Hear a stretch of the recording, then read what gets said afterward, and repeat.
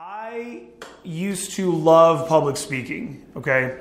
So elementary school, high school, the teacher would announce, all right, and then you're gonna work on this presentation, you guys are gonna present it to the class, and I'd be like, fuck yeah, yes, I love it, yeah. You know, I'd love getting up there, like just being a little show off or some shit. I was a little douchebag as a kid, right? Just fat, little chubby Aaron running around public speaking. So, you know, in high school, we had to do one in my French class. We had to speak the whole thing in French. And me and my buddy Steven, we decided to just make up. There's a church in France. It's called Sacré-Cœur. And we had to do this whole thing on Sacré-Cœur. And so we decided to make up this entire story about how in the Bible they removed a book. And it showed that like the devil and God had fought there and that they would again in 2008. And it was this whole thing. It was so stupid. But I used to love public speaking, right? Now, when I was in high school, I was still pretty overweight, okay? So I was 290 pounds at one point, but that was much later on. And in high school, I mean, I don't know. I was probably like, if I just had to guess, I mean, I'm 5'11" right now. I was probably like 5'9" in high school maybe, and I probably weighed about 260, okay? I was still a big fat kid. But I didn't really have extreme social anxiety yet. I didn't really have this sort of self-conscious thing. Yes, I was the fat kid. I didn't get with chicks. Every once in a while, some dumbass would make some jokes about me being fat. But it wasn't the end of the world, right? Then it was after high school when I got into college that I just blew up, dude. Like, I just got really, really fat. I started drinking a shit ton. I go off to Kent State. Then I go off to Ohio State after that. I just feel the only way, you guys are in college right now, you know, I don't know how it is now, and also you guys are into self-development and stuff, which is dope. You guys are into pickup. In my opinion, one of the greatest way to make new friends is doing this shit, meeting like boss-ass dudes that are also trying to go out and sleep with chicks, get in shape, you know, whatever it is you guys are trying to do, right? But back then, I had a really hard time meeting anyone without alcohol, you know. It was they call it liquid courage, right? And it was like, I'd never really met anyone after high school that it was like, hey bro, let's go on a hike. Or hey bro, let's go do this sober activity. It was, let's fucking drink. Come to my dorm, let's get wasted. Let's all get wasted. So I just started getting really, really heavy into drinking, caused me to get fatter and fatter. I'm smoking cigarettes all the time, right? And I have to do a speech. And in my anthropology class at Ohio State, they announced that we have to do a speech. And for the first time ever, instead of being excited about it, I'm like, whoa, what? Like I have to get in front of people? And I remember even in that moment acknowledging that feeling and being like, oh, like you used to be excited about that. Like why are you so scared? And dude, every time the teacher would bring it up, and it was like months out, right? Every time she'd bring it up, I would start getting bad anxiety. She'd be like, and don't forget that in 2 weeks you have to da-da-da-da-da. And I'd be like, I'd be sweating, bro. I was so scared to do this thing. Then the day comes, and I don't know what I was thinking because, it was in the winter, but the room had, you know, heaters and stuff like that, you know, but I wore a sweater. And so I'm in there and I just have my big, fat, disgusting body. I'm probably hungover, you know. I'm just always out of breath. When you're really fat and you smoke cigarettes, you're just constantly wheezing. You know any fat people that smoke? It's just kind of like it's just like a permanent wheeze. So I'm sitting there in my anthropology class wheezing with my sweater on. I get up there, I start giving my speech, and I'm reading from the computer, and I'm giving a PowerPoint presentation, and I'm reading it, and I'm looking, and I start just like whiting out, right? I can't fucking like see anymore. Everything's just going white. My heart is beating. I'm getting really intense, just kind of, and there's a really basic word on there, you know, like the word understand or something. It wasn't a difficult word to say, but my teacher was thinking I was struggling with it. So she's in the back of the room now, and she's like, understand or whatever. And I'm like, it's not that, you know. And I just keep trying to get it out. And I'm trying to get it out, dude. And I start going nuts, and I have to leave the room. So I have to leave the room because I'm just going crazy. And it was just the most, and I'm out in the hallway, and I'm like pacing around, and I'm chugging water from the water fountain, you know. And it was the most traumatizing thing that's ever happened to me, like easily, which I guess I've had an easy life, right? Some people have, I don't know, awful shit, but it was absolutely horrible. And so then I had to come back into that class, and I had to like see these people, you know what I mean? I was now that big, fat, sweaty, wheezing kid that had the anxiety attack in front of the entire class. So I would just walk back into the class, I'd walk by everybody and just kind of like pretend it never happened. And it was just bad, dude. It was so bad. And I became a victim to that circumstance for a long time. Now, around that time, I wanted to do stand-up comedy. I fucking love stand-up. You guys like stand-up comedy? Yeah. If you don't watch much stand-up comedy, you should watch some of it. Also, I recommend watching It's Always Sunny in Philadelphia. I think watching those two things, you know, people are all hustle, no TV, all that. Fuck you. No, watch those shows, get a good idea of humor. You'll have some jokes to bring up in sets when you're talking to chicks, right? So I'd always wanted to do stand-up comedy. And now, and plans have been made to do some stand-up. Like, all right, I found the open mic, you know? Now, that's just not going to happen. It's not. I can't get up and do what? I can't get up and do stand-up comedy. I have panic attacks in front of people. That was my reality now. Like, I'm a dude who, if I publicly speak, I'm going to have a panic attack, right? So I became a victim to that for, I would say, probably about a year, you know? And even watching stand-up comedy started to give me anxiety. Seeing public speaking gave me bad anxiety, right? Just, I put myself there again. I put myself back to where that is.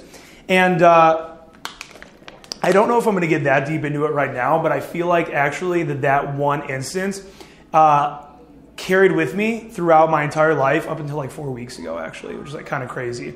I'm working with like this spiritual counselor. She's crazy. She's like an energy coach. She's amazing. But anyways, so I became a victim to that circumstance for a really long time, right? And we all have these circumstances in our life that we're victims to. Whether it was a traumatic event, you know, you're a victim of whatever broke your leg, right? So it's, you know, whatever that situation was. Sorry if it was serious. Maybe it's not something to be joking about. I don't know. Sorry. We'll talk about it afterwards. But, you know, so there's these things, you know, whatever it is. Oh, I'm a fucking black guy and this white chick ain't going to like me, whatever. You know, whatever it is, a race thing, a weight thing, you know, my logistics. That's one I hear all the time. I don't know how many people. The next person that posts in the Evolution Daily Facebook group, how do I get laid when I still live with my parents? Like, be creative, be inventive, and come up with some shit, right? You know? So we all will become these victims of things in our lives that keep us from doing bigger and better shit. Whether it's just that you want to go out and talk to some girls, you want to start this business, you know. This even hindered the creation of Evolution Daily, really. Because I wanted to do so much. I wanted to do YouTube videos. I wanted to do stand-up. I wanted to do all this shit. And I didn't do any of it because of this one panic attack that I had, right? It just like ruined everything for me. But then I was like, all right, fuck that shit. And do you guys know who Duncan Trussell is by chance? Yeah. You know who Duncan Trussell is? He was on Joe Rogan, right? Yeah. So he's been on Rogan for years. And I love that guy. And I started listening to his podcast. And this is back before I ever had heard of pickup or self-development or anything. I didn't even know that this shit existed, I think. Maybe I'm messing up my timeline. I'm not entirely positive, but I'm pretty sure that I didn't. And he gave this whole big speech about how in your life you've got these dragons that are in the cave, right? And it's these things that like you know you need to take care of. It's these things that you know you need to fucking do. I've been in this horrible debt for a while. I know I need to start taking steps to get out of it. It just seems so scary to try to take steps to get out of it. I've been watching pickup videos, 2.5, 3 years maybe, you know, and I haven't gone out and done anything with it. And there's these dragons in the cave where you're like, dude, I know I need to slay that dragon, but you gotta night up, right? You gotta like, you're gonna go fuck it, you're gonna maybe die. You're gonna maybe get killed when you go do this. So for me, public speaking was that dragon in the cave. So, and he gave this huge speech on his podcast all about it, and it motivated me. And this dude is a stand-up comedian, so it was even more relevant, right? So it motivated the absolute shit out of me. So I decided to go do stand-up comedy, and I get wasted to do stand-up because that's the only way I'm going to really do anything socially still at that point in my life. And I get up there and I do stand-up comedy. And like, whatever. I'm up there freaking out during it for sure. I didn't even remember being up there at all. I asked somebody if they could film me because I saw them filming themselves. I have no recollection of it. It was basically a whiteout, but I just said the lines over and over and over again so much that there was no way I could forget them. So even while I'm up there freaking out, because right now this is all just... as if you guys can't tell, this isn't the most structured speech of all time, right? I'm just kind of off the cuff here. But, you know, it was line by line by line. I might be freaking out, but I'm reading off the lines, and I got a few laughs. It wasn't terrible. It wasn't this bombing or anything like that, you know.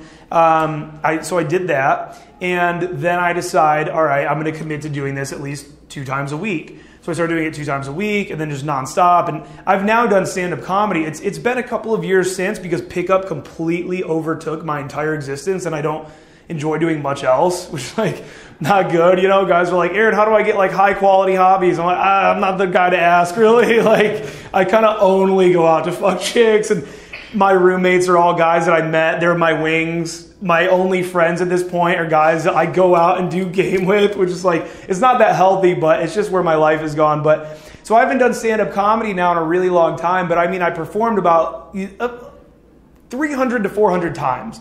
It's hard to say exactly how many, but it got to a point where I was doing 7 to 8 open mics, or even like booked shows where they give you like $15 and you're one of 5 people. I just started going hard at it. I just did it so fucking much that it became second nature, right? So I took that circumstance that I was such a victim to for so long, and this concept is called being the victim, this concept is called being the victor, not the victim, right? So you have these circumstances in your life where you think to yourself, okay, this is going to hold me back. This is going to prevent me from actually going out and living the life that I want to live, fuck the girls that I want to fuck. And it can be so easy. Like, are you guys resonating with that? Is there like shit in your life that you're kind of thinking, yeah, I blame that, or I feel that way?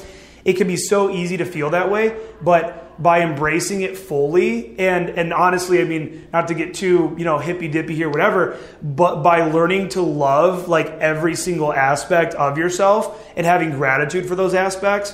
For example, somebody might have some sort of physical deformity, and I don't have one, so I'm lucky for that. But somebody might have some sort of a physical deformity or something, and they might have to get really, really deep into self-love to understand, like, I'm so grateful and lucky to even have this life and this ability to like see the sky every day and breathe this shit in. And they might have to verbally say that every day to like get over the physical deformity, right? And maybe I'm not the one to be preaching about that, whatever. But whatever these things are in our lives that you feel as though make you the victim, by overcoming those things, you then become the victor of your own life. And have you guys ever seen the movie Apocalypto?